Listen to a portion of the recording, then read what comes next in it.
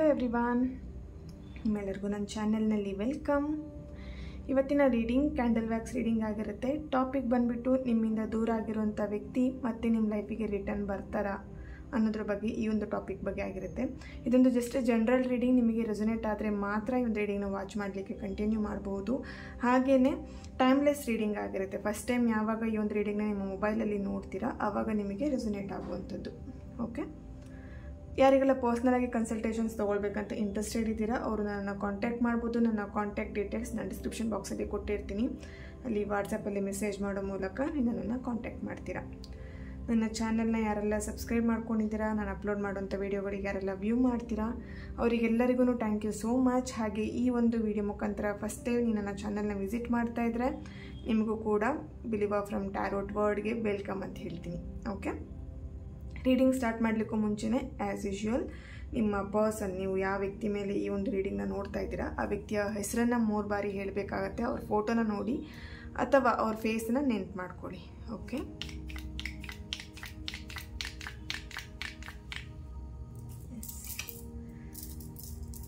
Reading start ಮಾಡೋಣ. ಆದಿಪರಾಶಕ್ತಿ.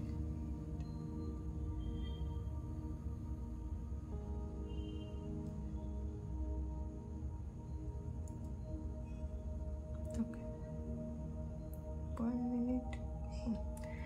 ಈ ಒಂದು ಫ್ಲೇಮ್ ನೋಡ್ತಾ ನಿಮ್ಮ ಪರ್ಸನ್ ಹೆಸರನ್ನು 3 ಬಾರಿ ಹೇಳಿ. ನಿಮ್ಮಿಂದ ದೂರ ಆಗಿರೋಂಥ ವ್ಯಕ್ತಿ ಅವರು ಮತ್ತೆ ನಿಮ್ಮ ಲೈಫಿಗೆ ಬರ್ತಾರಾ? ನೀವು ಅವರಿಗೋಸ್ಕರ ತುಂಬ ದಿನದಿಂದ ವೆಯ್ಟ್ ಮಾಡ್ತಾ ಇದ್ದೀರಾ ಅಲ್ವಾ? ಅವರು ಬರ್ತಾರಾ ಅನ್ನೋದನ್ನು ಚೆಕ್ ಮಾಡೋಣ. Please universe, please guide me. Okay, yes, ಇಲ್ಲಿ ವೆಯ್ಟಿಂಗ್ ಎನರ್ಜಿ ತುಂಬಾ ಕಾಣಿಸ್ತಾ ಇದೆ. ತುಂಬ ದಿನದಿಂದ ವೆಯ್ಟ್ ಮಾಡ್ತಾನೆ ಇದ್ದೀರಾ. ಬರ್ತಾರೆ ಅನ್ನೋ ಒಂದು ಹೋಪ್ ಇಟ್ಕೊಂಡಿದ್ದೀರಾ. ಬಂದೇ ಬರ್ತಾರೆ ಅನ್ನೋ ಒಂದು ಹೋಪ್, ಬರ್ತಾರೆ ಅನ್ನೋ ಹೋಪ್ ಅಲ್ಲ, ಅವ್ರು ಬಂದೇ ಬರ್ತಾರೆ ಅಂತ ಕಾನ್ಫಿಡೆಂಟಾಗಿ ನೀವು ಅವ್ರ ಮೇಲೊಂದು ಬಿಲೀವ್ ಇಟ್ಕೊಂಡು ಒಂದು ಹೋಪ್ ಇಟ್ಕೊಂಡಿದ್ದೀರಾ. ಓಕೆ, ನಿಮ್ಮ ನಂಬಿಕೆ ಎಲ್ಲೋ ಒಂದು ಕಡೆ ಸತ್ಯ ಆಗುವಂಥ ಚಾನ್ಸಸ್ ಇದೆ. ಕಂಗ್ರ್ಯಾಚುಲೇಷನ್.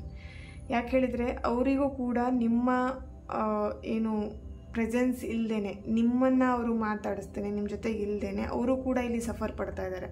ಅವರಿಗೂ ಕೂಡ ಅಲ್ಲಿ ಏನು ಹೇಳ್ಬೋದು, ಅವ್ರ ಸಿಚುಯೇಷನ್ ಅಂತ ಹೇಳಿದ್ರೆ ಇರಬೇಕಲ್ಲ ಅಂತ ಇದ್ದಾರೆ ಅಷ್ಟೇ. ಇಲ್ಲಿ ತುಂಬ ಯೋಚನೆ ಮಾಡಿಕೊಂಡು, ನಿಮ್ಮ ಬಗ್ಗೆನೇ ಯೋಚನೆ ಮಾಡಿಕೊಂಡು ಯಾವಾಗ ನಿಮ್ಮನ್ನು ಮೀಟ್ ಮಾಡ್ತೀನಿ, ನಿಮ್ಮ ಜೊತೆ ಯಾವಾಗ ಮಾತಾಡ್ತೀನಿ ಆ ಥರ ವೆಯ್ಟ್ ಮಾಡ್ತಾ ಇದ್ದಾರೆ. ಓಕೆ, ಸೊ ಹಾಗಾಗಿ ನೀವೇನು ಅವ್ರ ಮೇಲೆ ಒಂದು ಹೋಪ್ ಇಟ್ಕೊಂಡಿದ್ದೀರಾ, ಅವ್ರು ಬಂದೇ ಬರ್ತಾರೆ ಅಂತ ಏನು ಹೋಪ್ ಇಟ್ಕೊಂಡಿದ್ದೀರಾ, ಡೆಫಿನೆಟ್ಲಿ ಅವರು ಮತ್ತೆ ನಿಮ್ಮ ಲೈಫಿಗೆ ರಿಟರ್ನ್ ಬರ್ತಾರೆ. ಅವರಿಗೆ ತುಂಬ ದಿನ ನಿಮ್ಮಿಂದ ದೂರ ಇರಲಿಕ್ಕಾಗಲ್ಲ.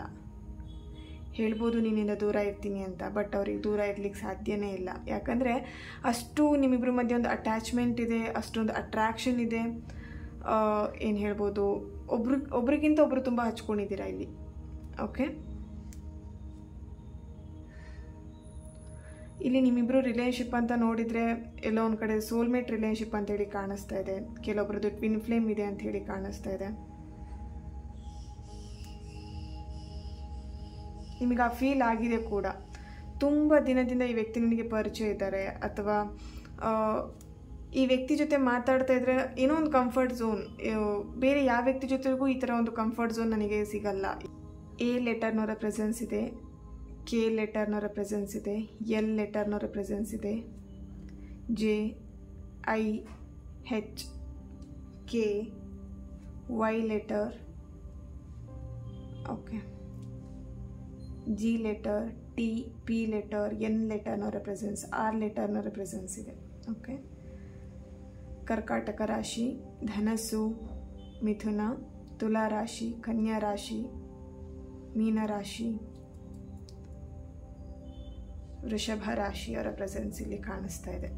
ಓಕೆ, ಇಲ್ಲಿ ಹಸ್ಬೆಂಡ್ ಆ್ಯಂಡ್ ವೈಫ್ ಯಾರಾದರೂ ಈ ಒಂದು ರೀಡಿಂಗ್ನ ನೋಡ್ತಾ ಇದ್ದರೆ ನಿಮ್ಮಿಬ್ಬರ ಮಧ್ಯೆ ಎಲ್ಲಾದರೂ ಸಪ್ರೇಷನ್ ನಡೀತಾ ಇದೆ, ಅಥವಾ ನೀವು ನಿಮ್ಮಿಂದ ದೂರ ಆಗಿದ್ದಾರೆ ನಿಮ್ಮ ಪರ್ಸನ್, ಅಥವಾ ನಿಮ್ಮ ಹಸ್ಬೆಂಡ್ ನಿಮ್ಮ ವೈಫ್ ದೂರ ಆಗಿದ್ದಾರೆ ಅಂತ ಇದ್ದರೆ ಡೆಫಿನೆಟ್ಲಿ ಅವರಿಗಿಲ್ಲಿ ಏನಂತ ಹೇಳಿದ್ರೆ ಅವರಿಗೆ ಒಂದು ಸಪೋರ್ಟಿವ್ ತುಂಬ ಜಾಸ್ತಿ ಇದೆ. ಸಪೋರ್ಟ್ ಅಂತ ಹೇಳಿದ್ರೆ ಅವ್ರ ಫ್ಯಾಮಿಲಿ ಮೆಂಬರ್ ಸಪೋರ್ಟ್ ಇರ್ಬೋದು, ಅಥವಾ ಫ್ರೆಂಡ್ ಸರ್ಕಲಿಂದ ಸಪೋರ್ಟ್ ಇರ್ಬೋದು, ತುಂಬ ಸಪೋರ್ಟ್ ಇದೆ ಅವರಿಗೆ. ಸೊ ಹಾಗಾಗಿ ಅವ್ರು ಏನು ಮಾಡ್ತಾರೆ ಅಂತ ಹೇಳಿದ್ರೆ ರಿಟರ್ನ್ ಬರಬೇಕು ಅಂತ ಅನಿಸಿದ್ರು ಕೂಡ ಅವ್ರು ಬರಲ್ಲ. ಯಾಕಂದರೆ ಅವ್ರ ಸಪೋರ್ಟ್ ಅಷ್ಟು ಚೆನ್ನಾಗಿದೆ ಅವರಿಗೆ.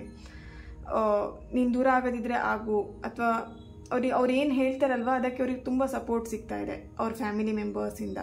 ಹಾಗಾಗಿ ಅವ್ರು ಏನು ಮಾಡ್ತಿದ್ದಾರೆ, ನಿಮ್ಮಿಂದ ಆದಷ್ಟು ದೂರ ಇಡಲಿಕ್ಕೇ ಟ್ರೈ ಮಾಡ್ತಾ ಇದ್ದಾರೆ.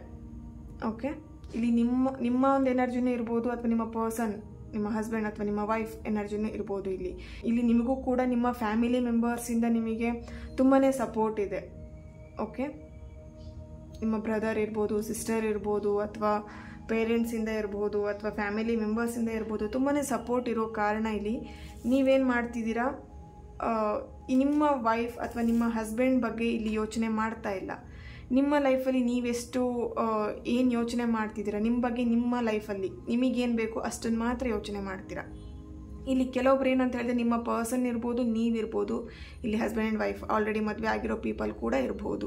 ನಿಮ್ಮ ವ್ಯಕ್ತಿಯ ಒಂದು ಗುಣ ಹೇಗಿದೆ ಅಂತ ಹೇಳಿದ್ರೆ, ಅವರಷ್ಟಕ್ಕೆ ಅವ್ರ ಜೀವನ ಅವ್ರು ನೋಡ್ಕೊಳ್ಳುವಂಥದ್ದು. ಫಸ್ಟು ಅವರಿಗೆ ಸರಿಯಾಗಿರಬೇಕು, ದೆನ್ ಆಮೇಲೆ ಬೇಕಿದ್ರೆ ಬೇರೆಯವರ ಒಂದು ವಿಷಯದ ಬಗ್ಗೆ ಅವ್ರು ಯೋಚನೆ ಮಾಡ್ತಾರೆ. ಆ ಥರ ವ್ಯಕ್ತಿತ್ವ ಇದೆ ಇಲ್ಲಿ. ಓಕೆ, ಇಲ್ಲಿ ಆ ಕಾರಣದಿಂದನೇ ನಿಮ್ಮಿಬ್ಬರ ಮಧ್ಯೆ ಫೈಟ್ ಆಗ್ತಿರುತ್ತೆ, ಜಗಳ ಆಗ್ತಿರುತ್ತೆ, ಮನಸ್ತಾಪ ಬರ್ತಾ ಇರುತ್ತೆ. ಇಲ್ಲಿ ಬೇರೆಯವರ ಬೆಲೆ ಅಂತ ಹೇಳಿದ್ರೆ, ಬೇರೆಯವರ ಭಾವನೆಗಳಿಗೆ ಬೆಲೆ ಕೊಡೋದು ತುಂಬ ಕಡಿಮೆ ನಿಮ್ಮ ಪರ್ಸನ್. ಓಕೆ, ಇಲ್ಲಿ ನಿಮ್ಮ ಸ್ವಭಾವನೂ ಕೂಡ ಆ ಥರ ಇರಬಹುದು.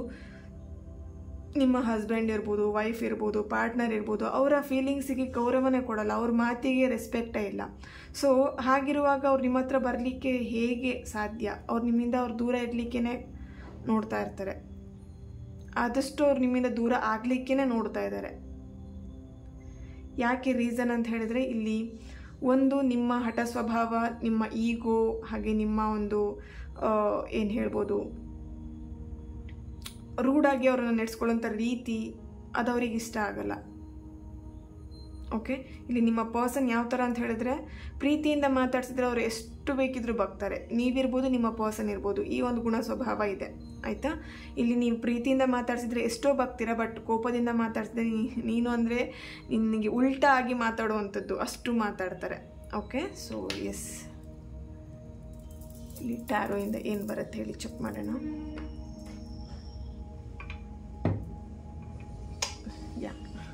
ಕನ್ಫ್ಯೂಷನ್ ಆಯಿತು.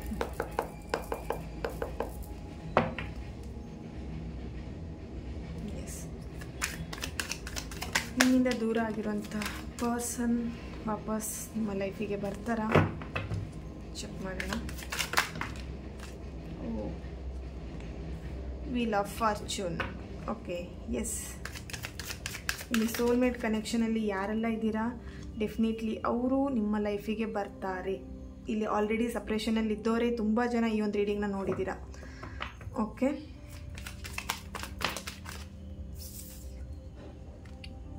Night of cups. Okay,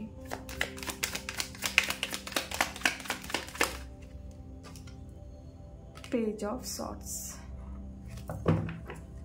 bottom of the card, strength card. Yes, ಇಲ್ಲಿ ನಾನು ಆಲ್ರೆಡಿ ಹೇಳಿದಾಗೆ ಇಲ್ಲಿ ನೋಡಿ, ಅವರು ಯಾಕೆ ನಿಮ್ಮಿಂದ ದೂರ ಇರೋಕ್ಕೆ ಇಷ್ಟಪಡ್ತಿದ್ದಾರೆ, ಯಾಕೆ ದೂರ ಆಗ್ತಿದ್ದಾರೆ ಅಂತ ಹೇಳಿದ್ರೆ, ಅವ್ರಿಗೆ ದೂರ ಆಗಬೇಕು ಅನ್ನೋ ಇಷ್ಟ ಇಲ್ಲ. ಆ್ಯಕ್ಚುಲಿ ನಿಮ್ಮಿಂದ ಅವ್ರಿಗೆ ದೂರ ಇರಬೇಕು ಅಥವಾ ದೂರ ಆಗಬೇಕು ಅನ್ನೋ ಇಷ್ಟನೇ ಇಲ್ಲ. ಇಲ್ಲಿ ಏನಾಗ್ತಿದೆ, ನಿಮ್ಮ ಸ್ವಭಾವದಿಂದ ಅವರು ದೂರ ಇರೋವಂಥದ್ದು ಮಾಡ್ತಾ ಇದ್ದಾರೆ. ಓಕೆ, ಸೊ ಅವ್ರು ನಿಮ್ಮ ಲೈಫಿಗೆ ಬರಲ್ವಾ, ನಿಮ್ಮ ಸ್ವಭಾವನ ನೀವು ಚೇಂಜ್ ಮಾಡಿಕೊಂಡ್ರೆ ಡೆಫಿನೆಟ್ಲಿ ಅವ್ರು ನಿಮ್ಮ ಲೈಫಿಗೆ ಬರ್ತಾರೆ. ಸ್ಟ್ರೆಂತ್ ಕಾರ್ಡ್ ಇದೆ ಇಲ್ಲಿ, ಡೆಫಿನೆಟ್ಲಿ ಇಲ್ಲಿ ಬಂದೇ ಬರ್ತಾರೆ ನಿಮ್ಮ ಲೈಫಿಗೆ. ಯಾಕಂದರೆ ಅವರನ್ನು ತುಂಬ ಸ್ಮೂತಾಗಿ ನೀವು ಹ್ಯಾಂಡಲ್ ಮಾಡಬೇಕು. ನಿಮ್ಮ ಪರ್ಸನ್ ಏನಿದ್ದಾರೆ ಅವರನ್ನು ತುಂಬ ಸ್ಮೂತಾಗಿ ನೀವು ಹ್ಯಾಂಡಲ್ ಮಾಡಿದರೆ ಡೆಫಿನೆಟ್ಲಿ ಅವ್ರು ನಿಮ್ಮ ಹತ್ರನೇ ಇರ್ತಾರೆ. ನೀವು ಯಾವಾಗ ಅವರಿಗೆ ರೂಡಾಗಿ ಬಿಹೇವ್ ಮಾಡ್ತೀರಾ, ತುಂಬ ಈಗೋ ಪರ್ಸ್ನಾಲಿಟಿ ತೋರಿಸ್ತೀರಾ, ನಿಮ್ಮಲ್ಲಿರುವಂಥ ಸಿಟ್ಟು, ಕೋಪ, ಈಗೋ ತೋರಿಸ್ತೀರಾ, ಅವಾಗ ಏನು ಮಾಡ್ತಾರೆ, ಅವ್ರು ನಿಮ್ಮಿಂದ ದೂರ ಆಗಲಿಕ್ಕೆ ಟ್ರೈ ಮಾಡ್ತಿರ್ತಾರೆ, ದೂರ ಆಗ್ತಾರೆ ಕೂಡ. ಈಗ ಏನು ನೀವಿಬ್ಬರು ಹಸ್ಬೆಂಡ್ ವೈಫ್ ಇರ್ಬೋದು, ಪಾರ್ಟ್ನರ್ ಇರ್ಬೋದು, ದೂರ ಏನಿದ್ದೀರಾ, ನಿಮ್ಮ ಹತ್ರ ಯಾಕೆ ಅವ್ರು ಬರ್ತಾ ಇಲ್ಲ ಅಂತ ಹೇಳಿದ್ರೆ, ಡೆಫಿನೆಟ್ಲಿ ಇಲ್ಲಿ ಎಲ್ಲೋ ಒಂದು ಕಡೆ ಅವ್ರ ಥಾಟ್ಸ್, ಅವ್ರ ಯೋಚನೆ ಬರ್ತಾ ಇದೆ, ಈ ವ್ಯಕ್ತಿ ಜೊತೆಗೆ ಹೇಗಪ್ಪ ಲೈಫ್ ಮುಂದೆ ಲೀಡ್ ಮಾಡೋದು, ಬೇಡ, ಅವ್ರು ಹೇಗಿದ್ರು ಈಗೋ, ಸಿಟ್ಟು, ಕೋಪ ಮಾಡ್ಕೊಂಡಿರ್ತಾರೆ, ಅಥವಾ ಅವ್ರಿಗೆ ನಾನು ಹೇಳಿದ ಮಾತು ಅವ್ರಿಗೆ ಅರ್ಥ ಆಗಲ್ಲ, ನಾನು ಹೇಳೋಂಥ ನನ್ನ ಫೀಲಿಂಗ್ಸಿಗೆ, ನನ್ನ ಭಾವನೆಗಳಿಗೆ ಅವ್ರು ಬೆಲೆ ಕೊಡಲ್ಲ.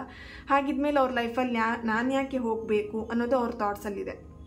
ಸೊ ಹಾಗಾಗಿ ಇಲ್ಲಿ ನಿಮ್ಮ ಲೈಫಿಗೆ ಅವ್ರು ರಿಟರ್ನ್ ಬರ್ತಾ ಇಲ್ಲ ಅಷ್ಟೇ.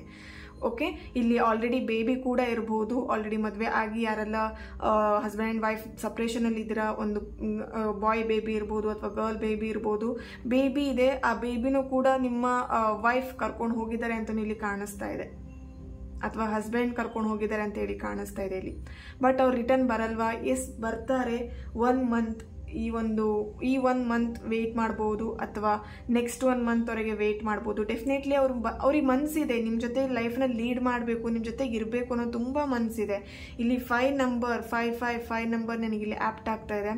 ಈ 5 ನಂಬರ್ ಯಾವಾಗಲೂ ನಿಮ್ಮ ಜೊತೆಗೆ ಕನೆಕ್ಟ್ ಆಗ್ತಿರತ್ತೆ. ಹೇಗೆ ಅಂತ ಹೇಳಿದ್ರೆ, ಈ ಒಂದು ರಿಲೇಶನ್ಶಿಪ್ಪನ್ನು ಒಂದು ಮಾಡಬೇಕು, ಈ ಒಂದು ರಿಲೇಶನ್ಶಿಪ್ಪಲ್ಲಿ ನಾವಿಬ್ಬರು ಒಟ್ಟಾಗಿರಬೇಕು, ಜೊತೆಗಿರಬೇಕು, ಹ್ಯಾಪಿ ರಿಲೇಶನ್ಶಿಪ್ನ ಲೀಡ್ ಮಾಡಬೇಕು, ಈ ಥರ ಒಂದು ರಿಲೇಶನ್ಶಿಪ್ ಬಗ್ಗೆ ಅದು ಏನು ಥಾಟ್ಸ್ ಬರ್ತಾ ಇರುತ್ತೆ.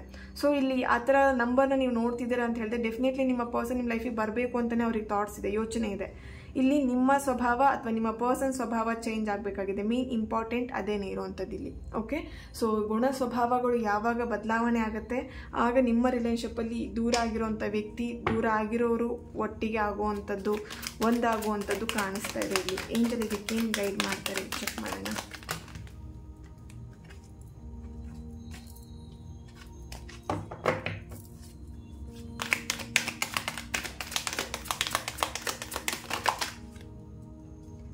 Within the next few weeks ನೋಡಿ, definitely within the next few ವೀಕ್ಸಲ್ಲಿ ಅವರು ಮತ್ತೆ ನಿಮ್ಮ ಲೈಫಿಗೆ ಬರೋವಂಥ ಚಾನ್ಸಸ್ ಇದೆ. ಇಂಪ್ರೂವಿಂಗ್ ಹೆಲ್ತ್, ಇಲ್ಲಿ ಹೆಲ್ತ್ ಬಗ್ಗೆ ನೀವು ತುಂಬಾ ನೆಗ್ಲೆಕ್ಟ್ ಮಾಡ್ತಾ ಇದ್ದೀರಾ, ಹೆಲ್ತ್ ಬಗ್ಗೆ ಕಾನ್ಷಿಯಸ್ ಆಗಿರಿ, ಹೆಲ್ತ್ ಬಗ್ಗೆ ಕಾನ್ಸಂಟ್ರೇಟ್ ಮಾಡಿ ಅಂತ ಇಲ್ಲಿ ಏಂಜಲ್ ಹೇಳ್ತಾ ಇದ್ದಾರೆ.